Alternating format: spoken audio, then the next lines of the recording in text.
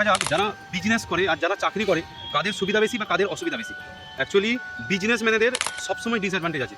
বলি শুনুন, ম্যাক্সিমাম যারা বিজনেস শুরু করে বা 1 বছর 2 বছর 3 বছর হয়েছে তাদের কাছে ম্যাক্সিমামের কাছে টাকা থাকে না, তারা হয়তো শো অফ করে কিন্তু টাকাই থাকে না ভাই।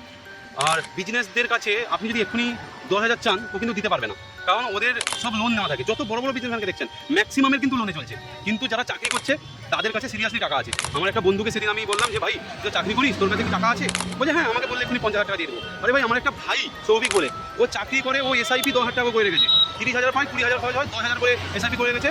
বর্তমানে তার 9 লাখ টাকা জমা হয়ে গেছে, আগামী 7 বছর ধরে জমা করছে, গত 7 বছর ধরে জমা করছে। তো ভাই সবসময় মনে রাখবে, বিজনেস এভরি টাইম যে অ্যাডভান্টেজ এরকম নয়, ডিসঅ্যাডভান্টেজও আছে। কিন্তু বিজনেসে কিছু অ্যাডভান্টেজ আছে, তুমি ফ্রিলি ঘুরতে পারো, এখানে কোনো বাধ্যবাধকতামূলক কোনো কাজ নেই, এখানে কোনো কেউ তোমাকে বেঁধে রাখবে না, এটা সবসময় মাথায় রাখবে। তাই বিজনেস চাকরি যে যার উপর নির্ভর করে, তুমি যেটাই করতে পারো ভাই, চাকরিও করতে পারো, বিজনেস করতে পারো। যেমন জয়দেব বলে আমার একটা বন্ধু, সে ভাই বিজনেসই করবে না, তাকে বলছে যে আমাকে যদি 1 কোটি টাকা দেয় আমি বিজনেসে লাগাবো না। আমি একটু সেফ মেন্টালিটি, তুমি যদি রিস্ক নিতে পারো তুমি বিজনেস করো, যদি রিস্ক না নিতে পারো, কমফোর্টেবল ভাবে থাকতে চাও তবে তুমি চাকরি করো, এটাই বলা।